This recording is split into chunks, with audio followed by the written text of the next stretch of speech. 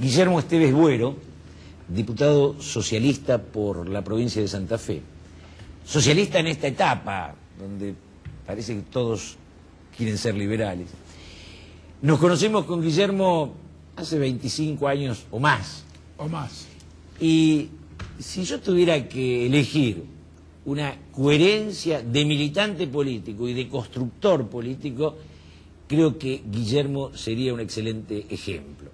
Un hombre que en una debacle del socialismo, como la tenía la democracia cristiana argentina, fue construyendo con jóvenes una fuerza política con raíz universitaria que en Santa Fe fue tomando auge, tomando fuerza, y que hoy tiene 3 diputados nacionales, el ex fiscal Molinas, Alfredo Bravo y Guillermo Esteves Buero.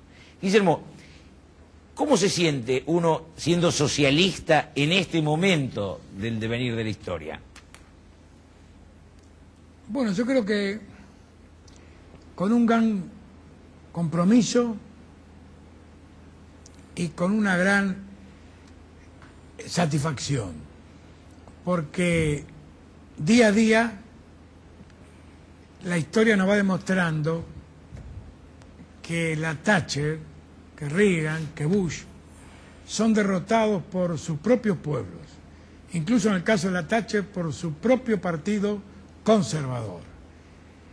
Esta es la demostración, creo yo, insospechable de que el capitalismo salvaje no es viable técnicamente y mucho menos éticamente, y que hay una vida en sociedad donde hay que primar la solidaridad, que no es el etatismo planificado con que soñamos los socialistas a fines del siglo pasado o a principios de este siglo.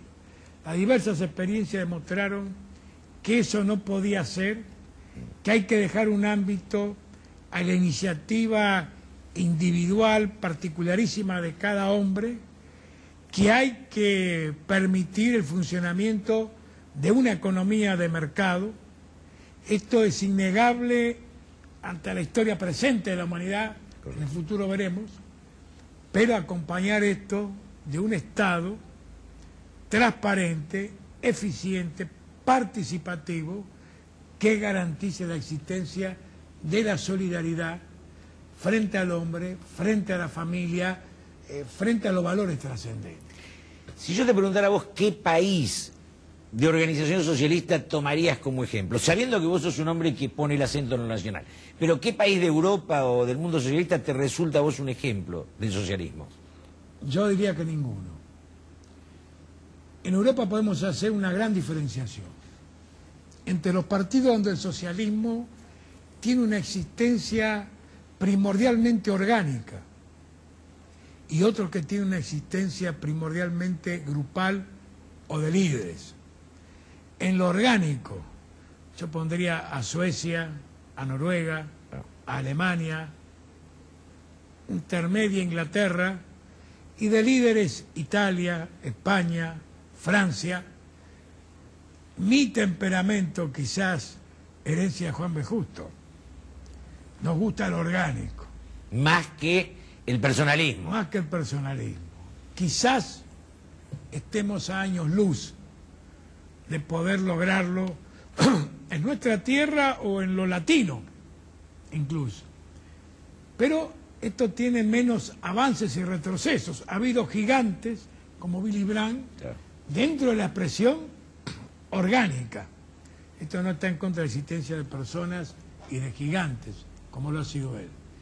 Esta es la única diferenciación, pero entre lo orgánico europeo o lo menos orgánico y más grupal europeo en el campo socialista y nosotros, existe una diferencia sideral.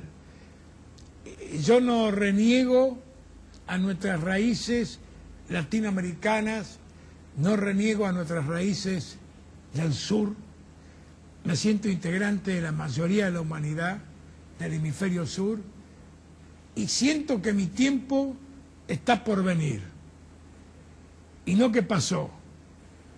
No estoy en el siglo de oro de Pericles de la Europa si no estoy en un periodo que sé que la inmensa mayoría del sur han de perfeccionarse, han de coordinarse, han de adquirir nuevas pautas culturales en la práctica política y en la práctica general, pero que el futuro de la humanidad, de una humanidad democrática, será gestado por la mayoría. En la Argentina fue difícil encontrar socialistas con acento nacional. O sea, esta ideología del internacionalismo de las izquierdas los convirtió en movimientos cipayos, como decíamos antes, y de hecho lo eran. Vos le das casi tanta importancia a lo nacional como a lo social. Yo creo que en Argentina hubo un desfasaje que posibilitó la existencia masiva del peronismo, que fue un desfasaje casualmente entre la cuestión social y la cuestión nacional. Hubo filósofos socialistas, confesos, que han hecho un importante aporte al desarrollo de lo nacional, como Alejandro Kohl, que hay una distancia considerable con otros valiosos hombres, pero con esa dependencia europeísta, como ingenieros, como el propio Ponce. Alejandro Kohl fue otra cosa. Alejandro Kohl es un hombre que construye la filosofía nacional de Argentina, cree en lo nacional, cree en sus pautas, cree que es parte de una filosofía universal, pero con definiciones muy propias y muy concretas. Por eso hubo de todo. Hubo un Palacios, que fue tan nacionalista, que no descansó hasta querer descubrir, forzando un poco la historia, en Esteban Echeverría, las raíces argentinas del socialismo. A estas causas nosotros nos aproximamos, pero no sería objetivo históricamente si no te reconocería, Julio, que efectivamente primó la fuerte impresión del europeo. En el socialismo, como en tantos aspectos de nuestra vida nacional, que nos alejan de la comprensión de las claves de nuestra realidad nacional, porque muchas veces la estamos mirando con lentes que se venden en Europa y no se producen en Argentina. Entonces, como todo se ve del color del cristal con el cual se mira, vemos la Argentina con definiciones europeas de democracia, de fascismo, de nazismo, y no nos damos cuenta que eso en Argentina, mirándolo con lentes propios de nuestra historia, son otros colores. Claro, lo que le pasó al peronismo, el esquema o la etiqueta que le ponía la ideología europea al peronismo no tenía nada que ver con la realidad. Decir que Perón era fascista, cuando, digamos, ni era antisemita, ni perseguía marxistas, digamos, era una forma de visualizar el peronismo con una etiqueta europea, o para la prensa que era marxista. Pero este esquema... Él también miraba a la oposición con un lente europeo. Eso es cierto. Eso Entonces, es cierto. Realmente trasladamos a nuestro país la confrontación de Europa, sin pensar que aquello que era otra realidad. Y dividimos nuestro país por intereses inexistentes en nuestra tierra. Yo creo que todavía aún no estamos los argentinos suficientemente de vuelta de todo eso. Y nos gusta darnos el gusto, mojarnos las orejas con adjetivos europeos que alejan a nuestro pueblo, que es el que padece nuestros vicios, la solución de sus problemas. Que hacen incomprensible lo que sucede en Argentina. Acusar a algunos argentinos de liberales y no saber lo que es el liberalismo. Claro. Es decir, que todo es prestado menos el dolor, menos la necesidad. Estas son auténticas. Lamentablemente algunos juegan al truco, muy pocos, y otros que son los más ponen los porotos. Por eso nosotros promovemos una política no bipartidista, porque el bipartidismo es la expresión política de la confrontación. Correcto. Sino una política de consenso, de concertación, Porque el mensaje apocalíptico revolucionario de principio del siglo, que se construye destruyendo al que está enfrente o al que no piensa como él, esto en el mundo está absolutamente perimido. Hoy tenemos que ir a la propuesta de la concertación.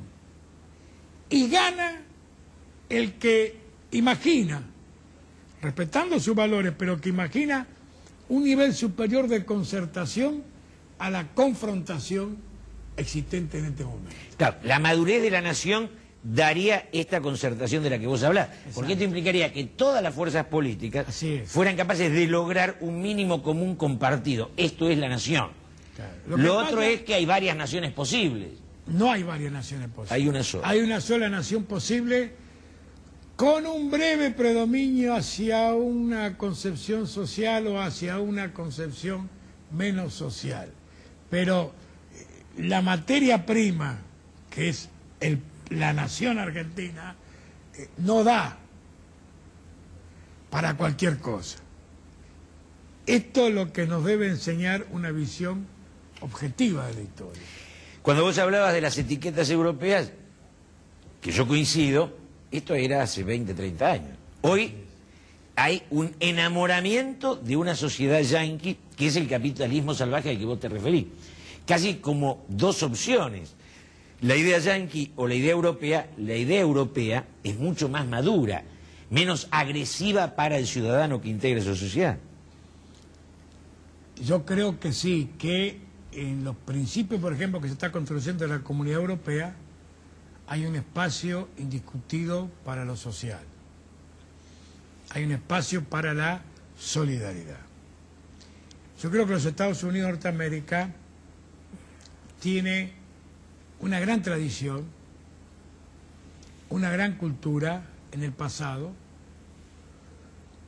pero hace años que están viviendo una terrible crisis.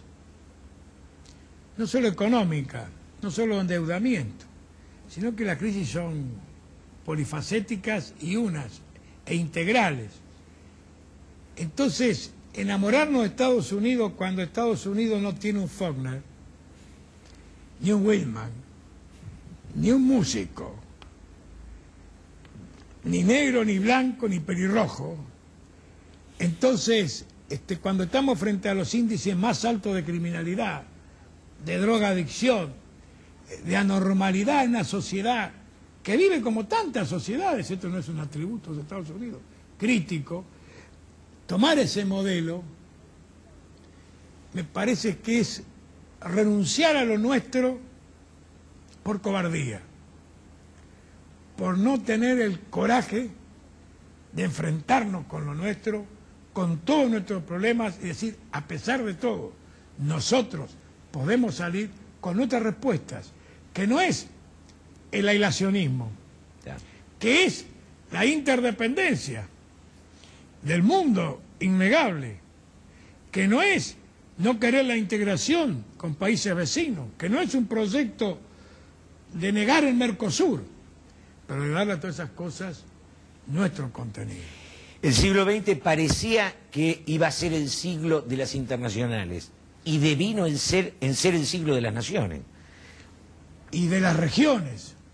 Y de las regiones. Y de las sectas. Y del desangre, nuevamente, por ejemplo, de los Balcanes en Europa.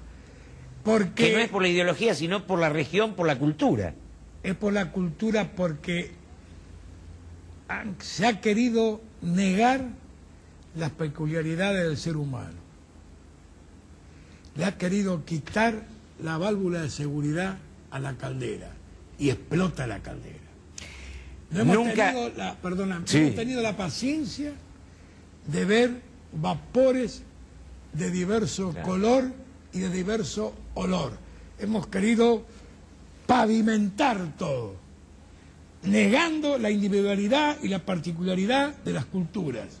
Y esto explota. Nadie desarrolló más las lenguas regionales en España que Franco cuando las prohibió.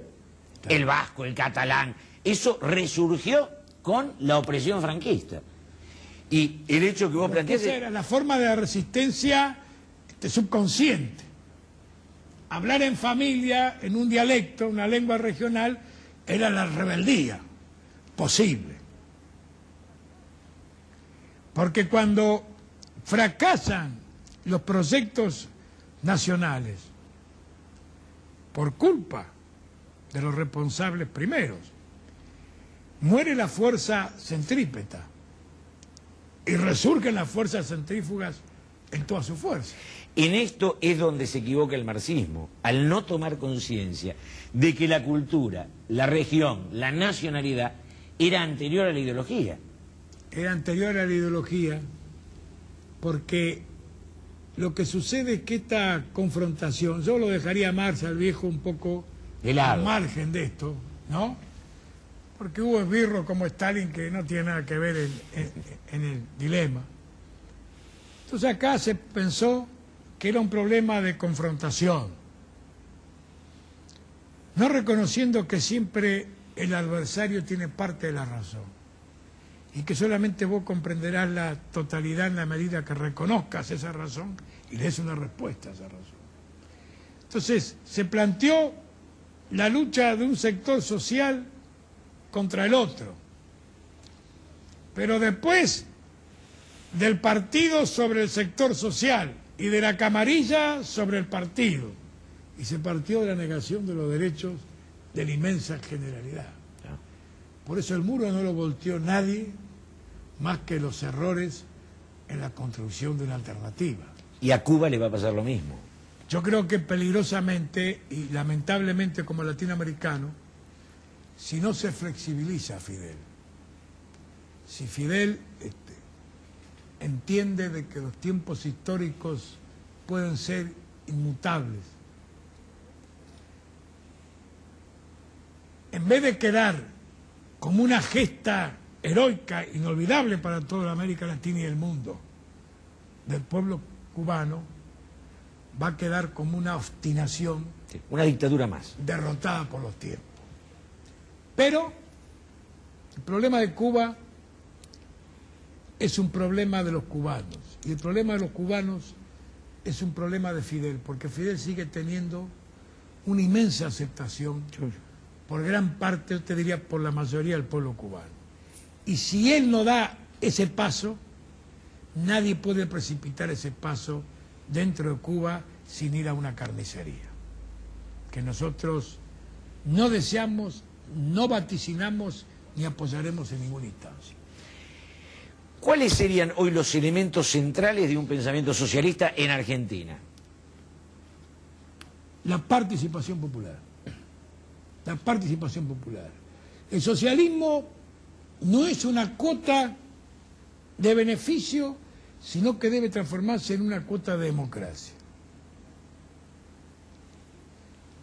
Si la gente decide realmente, si se bajan los niveles de decisión, si se bajan los niveles de contralor, si el hombre común decide, el usuario decide, el consumidor decide, el barrio decide, estamos en el sendero del socialismo, que en cada país será lo que esa gente piense democráticamente y no lo que un iluminado dirigente diseñe en una escuela de cuadros, al margen de la comprensión y la voluntad de la gente. La gente dirá cuál es el camino de la solidaridad. La gente dirá cuál es la solidaridad que quiere. Y esto debemos entendernos, que no sea tramposo, que sea real. Y este es el socialismo posible y deseable para nuestro país. Desde esta idea tuya, el gobierno tendría que apostar a lo mejor de la sociedad y no como en este... Ya, vos planteás la solidaridad. El liberalismo actual plantea la competencia. Esto es que vos intentás apostar a lo mejor del argentino, y apostar a la ambición es apostar a lo peor, aunque rinda en lo cotidiano. O no. O quizás sea un rinde de muy corto plazo. Porque al apostar a lo menor, a la competencia, al afán de lucro, apostamos a todos valores intrascendentes, que no se prolongan en el tiempo. Yo tengo que apostar a un país que es la media de los que habitamos este país. Y para posibilitar ese país tengo que generalizar la democracia, terminar con la dedocracia, terminar con los iluminados y decirle, acá existen iluminados, no apunta a nadie, existen iluminados en todos los niveles acá. Acá son iluminados los dirigentes de los partidos, los futbolistas, los entrenadores. Estamos en un mundo de iluminados, de fundamentalistas. Todos tienen en la manga la solución de todos los problemas. Y esto quiere decir que nadie los tiene y que son todos una gran cuota de ignorancia. Porque el que se cree que él tiene la solución de los problemas, la solución nace del diálogo, del consenso, de la concertación. Pero aquí, cuando uno gana, el otro pide concertación. Y cuando gana el otro, ya no la da, sino que la pide porque se cree que tiene la solución. Y por eso vamos los argentinos como vamos. Si tuviéramos más nociones de nuestras limitaciones de cada sector, de cada cuadro, de cada uno, y nos sentáramos a una mesa y decir, bueno, ¿cómo sacamos esto adelante? Sería distinto. Es un país posible, Argentina, y un gran país. Con Guillermo Esteves Buero, diputado socialista, que está dando una explicación muy sólida, muy didáctica, de qué opina él que es el socialismo hoy en Argentina.